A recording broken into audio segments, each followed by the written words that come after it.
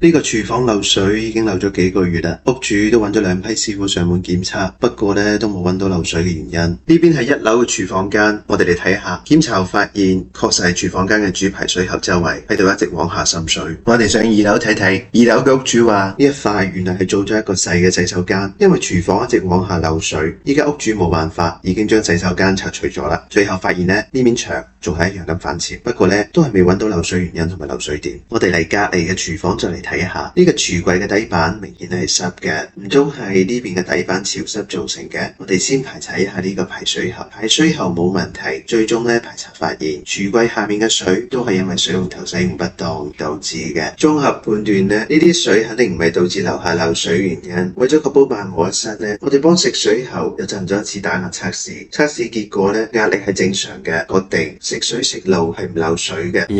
因為廚房間嘅隔離係洗手間，亦都有可能係洗手間滲水去廚房間嘅。浴缸下面好潮濕，應該係有地方漏水啦。我哋用內窺鏡深入咁排查一下，最終確定呢洗手間係肯定漏水嘅啦。浴缸排查過唔漏水，咁洗手間地下嘅水喺邊度嚟嘅呢？下邊呢，我哋先嚟排查一下洗手間嘅頂面。我哋用內窺鏡又去睇一下啦，發現頂入邊主喉管周圍的確係濕嘅。好啦，呢下我哋去頂入邊睇一下，呢個主排水喉道周圍嘅牆體的確係濕嘅。仔細睇呢個水頂面流低嘅，呢個漏水量都係幾大嘅，咁就說明2樓嘅水的確係從3樓流落嚟嘅，順住主排水喉管直接流到咗洗手間嘅地下。因為呢洗手間係挨住廚房間嘅，地上應該會有水喉嘅穿牆洞連接廚房間嘅，所以洗手間地面嘅水係好容易滲透到廚房間去嘅。好啦，漏咗幾個月嘅水終於揾到咗原因啦，有任何漏水嘅問題請喺評論區留言俾我啦。